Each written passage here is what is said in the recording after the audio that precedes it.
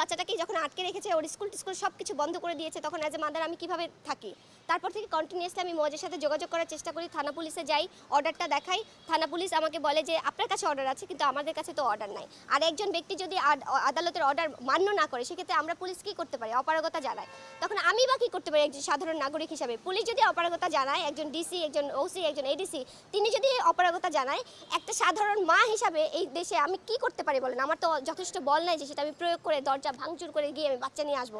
আমি তো আর গুন্ডা না, আমি একজন মা।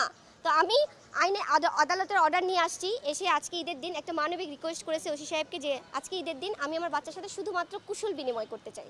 আমি শুধুমাত্র বলছি আমি আমার বাচ্চাদেরকে ঈদের দিন দেখতে চাই। আপনারাই আমাকে বলেন আমি আমার বাচ্চাকে ঈদের দিন দেখতে পারবো কি পারবো না? এইটুকু রাইটস কি অ্যাজ এ মাদার আমার নাই?